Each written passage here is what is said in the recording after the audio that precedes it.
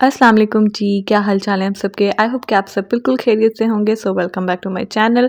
तो जी यहाँ पे मैं व्लॉग स्टार्ट कर रही हूँ सहरी के टाइम से। और आप लोग सोच रहे होंगे इतने सारे लोग एकदम से सहरी में कैसे हो गए, क्योंकि मैं आई हुई थी अपनी अम्मा के घर और हम लोग सब मिलके यहाँ पे सहरी कर रहे थे। अच्छा, मैं आज के दिन आई थी, आई थिंक जिस दिन पाँचवा रोज़ा था। नहीं, एक्चुअली मैं पाँचवाँ नहीं था, चौथे रोज़े को मैं मम्मा के घर गई थी और मैं फिर आई थी पाँचवें रोज़े वाले दिन घर आई थी वापस। तो मैं 1 दिन रह के आई थी। दरअसल मेरे हस्बैंड जा रहे थे आउट ऑफ सिटी, तो अचानक से उनका प्लान बना था, तो मैंने सोचा कि चलो मैं मम्मा के घर चली जाती हूँ, क्योंकि वरना फिर यही होता ना कि आपको सहरी बनानी होती है। तो फिर ये है कि मतलब ज़ाहिर-सी बात है, हस्बैंड खुद तो नहीं बनाते हैं, तो फिर ये है कि मैं उनको बना देती हूँ। लेकिन फिर अगर वो नहीं थे घर पे, तो मैंने सोचा चलो फिर मैं मम्मा के घर चली जाती हूँ और एक अच्छा टाइम स्पेंड हो जाएगा। मैं काफ़ी टाइम बाद मम्मा के घर आई थी। जैसे रमज़ान में मैं पहले नहीं आई कभी शादी से, मतलब शादी के बाद रमज़ान में इस तरह से रही नहीं हूँ, तो बड़ा मुझे अच्छा लगा।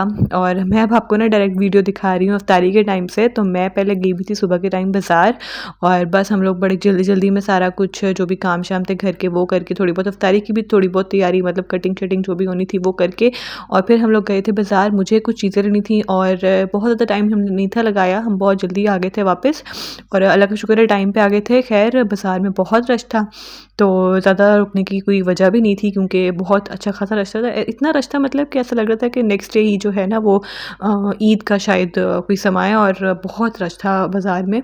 तो ख़ैर हम लोगों ने तो बस 1-2 शॉप्स पे जाना था, वो हम गए और हम फिर वापस आ गए। तो सुबह से जो है ना वो बाकी जो घर के काम थे वो सब चल रहे थे। कुछ मेरे घर में जैसे बच्चे पढ़ने आते हैं, तो जो बच्चे पढ़ने के लिए बुलाए हुए थे वो भी आए हुए थे। वॉशिंग मशीन लगी हुई थी, घर की सफाइयाँ चल रही थी, और ये आज संडे था, तो ये है कि सब लेट ही उठे थे। तो बस फिर काम करते करते काफ़ी टाइम हो गया था घर के। और फिर मम्मा ने सुबह ना ये सफ़ेद चने और अंडे बनाए थे आज। उन्होंने खाना जो है ना वो सुबह ही बना दिया था, ताकि बाज़ार से आके ना अफ्तारी की बस तैयारी करें, क्योंकि बाज़ार से आने के बाद ना फिर ये है कि देर सवेर हो जाए, या फिर अगर हिम्मत भी नहीं होती ना, तो फिर ये है कि थोड़ा बहुत काम पहले करके चले गए थे। और मैं आपको यहाँ पे बस सब दिखा रही थी कि अब अफ्तारी में जो जो बन रहा था, तो मुझे इस टाइम इतना अच्छा लग रहा था ना। और दोनों किचन में ना माशाल्लाह दोनों जगह पे कुछ ना कुछ बन रहा था, तैयारी हो रही थी, और अफ्तारी जो थी वो हम मिल के ही करेंगे। तो यहाँ पे मैं जी अभी बस शरबत के लिए ये चीनी कर रही थी, घोल रही थी, और बीरा ना यहाँ पे बना रही थी स्पेगेटी, और उसके लिए उसने ना पहले फ़्राइज़ बनाए थे। मैंने ना बीरा की स्पेगेटी जो बनाती है वो, या फिर आप मैकरोनी कह लो, तो मैंने वो काफ़ी बार आपके साथ शेयर किया हुआ है। तो अक्सर ऐसा होता है कि ना बनाती वो जैसे है, तो रेसिपी सेम ही होती है, लेकिन ना हमेशा जो टेस्ट होता है ना वो डिफरेंट ही आता है, लेकिन मज़े का आता है। तो ख़ैर, लेकिन रेसिपी मैंने आपके साथ शेयर की हुई है, अभी आगे आगे मैं आपके साथ अगर क्लिप कोई शेयर करती हूँ ना मैकरोनी के, तो फिर मैं आपको दोबारा थोड़ी और डिटेल बता देती हूँ।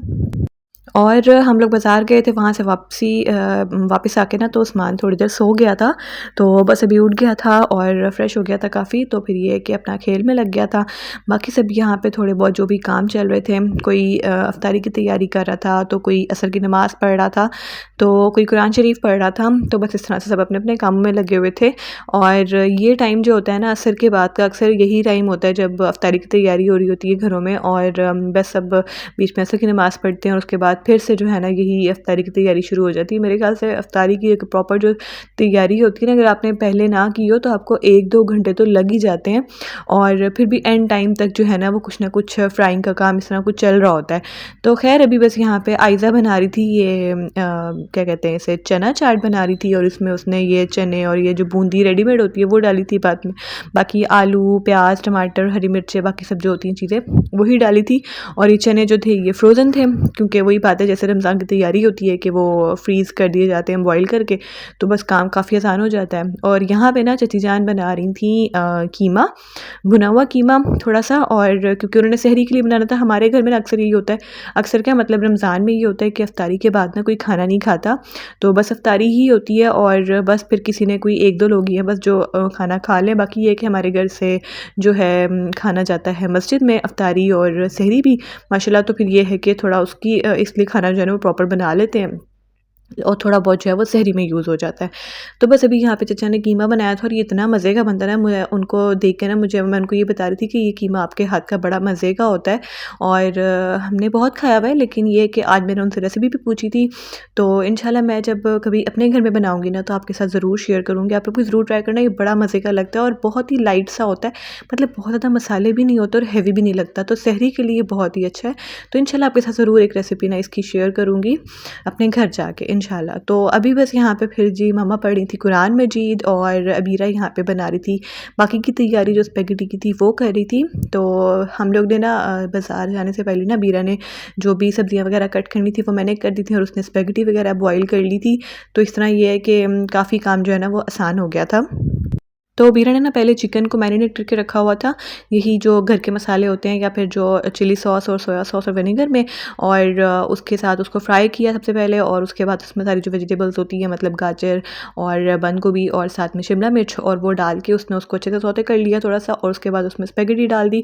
और साथ में ना उसको डालने से पहले उसने वेजिटेबल्स में केचप, मायोनीज़ और साथ में चिली सॉस, सोया सॉस और विनेगर भी ऐड किया था। और यस्टर्ड सॉस वैसे ना वो मार्केट में हम गए थे तो ढूंढ रही थी, पर इतना टाइम नहीं था, काफ़ी रश भी था, तो हम फिर ना वापस आ गए, मतलब हमने ज़्यादा टाइम नहीं लगाया, तो बस हम 1 डेढ़ घंटे में वापस आ गए थे। तो खैर अभी बस यहाँ पे फिर जी पकौड़ों की भी तैयारी हो रही थी। पकौड़े जो बन रहे थे ना वो बन रहे थे मेरे फेवरेट पालक के। मुझे ना ये जो सब्जियों के पकौड़े होते हैं ना, जैसे कि ये वैसे तो सब्जियां ही डलती हैं, चिकन के भी होते हैं, लेकिन ना मुझे ना ये जो आलू के पकोड़े होते हैं जो कतलियों वाले बनते हैं, और इसके अलावा पालक के और बैंगन के मुझे बहुत पसंद है।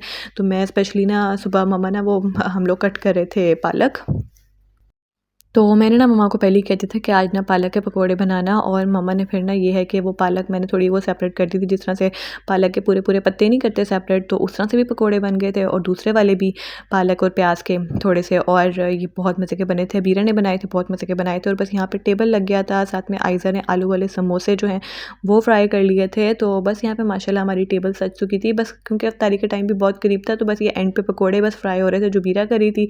तो हम ना बाहर और आयज़ा मिल के ना टेबल वगैरह सेट कर रहे थे, सब चीज़ें रख रहे थे आहिस्ता आहिस्ता, ताकि सब आ जाएँ, तो फिर ये कि इफ्तारी का भी टाइम होने वाला था। और चाट जो यहाँ पे बनाई थी ना, इसमें ना सेपरेट दही में ना थोड़ा सा चाट मसाला, नमक जो है ना मिक्स करके वो इसमें डाल दिया था। तो बाकी ये है कि मसाले वगैरह तो साथ साथ डलते जाते हैं, जिसने चाट मसाला ज़्यादा खाना हो या जिसने कम खाना हो। लेकिन जो ये चटनियाँ बनी हुई थी ना घर में, 4 किस्म की, पता नहीं हरी चटनी थी एक, और एक ये आलू बुखारे की थी, और एक इमली की थी, और एक और भी थी, पता नहीं रायता था शायद। तो वो डाल के चाट में खाने का ना एक मज़ा ही अलग था।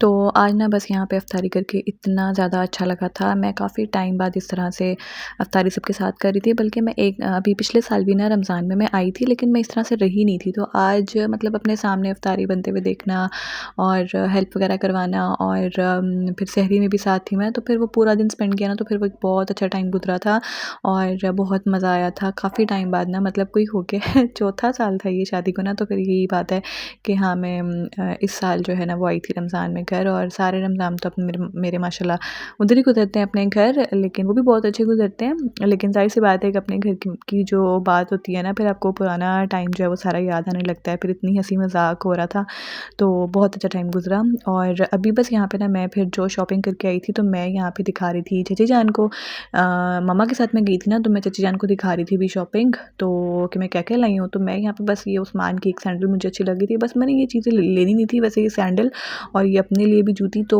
बस मुझे अच्छा लग गया। तो रेट मुनासिब लगाए हुए थे, वो लोग कह रहे थे कि पूरी रमज़ान सेल लगाई हुई है, तो खैर फिर मुझे अच्छी लग रही थी और कंफर्टेबल भी थी। और मेरा नंबर पता नहीं, ये जो है ना जूती का नंबर आप देख रहे हो 11 नंबर हो गया हुआ है। मैं चाचा जान को यही दिखा रही थी कि मुझे जब शादी हुई थी ना, तो मुझे 7 या 8 नंबर आता था, और अब मुझे 11 नंबर आने लग गया हुआ है, क्योंकि जब उस्मान होने वाला था ना, तो मेरे ना पाँव और हाथ बहुत ज़्यादा स्वेल कर गए थे। तो उसके बाद ना फिर ये कि वो थोड़ी थोड़ी स्वेलिंग अब मतलब रही थी और वो ख़त्म नहीं हुई। तो उसके बाद से ना मुझे थोड़ा सा जो है ना वो ज़्यादा साइज़, बड़ा साइज़ जो है ना वो पाँव का जूते का आने लग गया है। तो अब मुझे 10 या फिर मतलब इस तरह से 11 नंबर आता है। और यहाँ पे मैंने ये 2 सूट लिए थे। एक मेरा येलो कलर लेने को बहुत टाइम से ना दिल चाह रहा था, तो बस मैंने फिर ये ले लिया, और बड़ा ही प्यारा ये लॉन का स्टफ़ था। तो और इसके अलावा मैंने एक पिंक और ब्राउनिश कलर का कोई कलर है, तो वो कलर का मैंने एक लॉन का सूट लिया था। ये मैंने घर में पहनने के लिए, मतलब सिंपल सा, कोई एम्ब्रॉयडरी वगैरह नहीं थी इन पे हुई हुई, सिंपल बस प्रिंटेड 3 पीस सूट था ये। तो ये लिया था मैंने, ये साथ का दुपट्टा और वो 2 पीस नीचे है।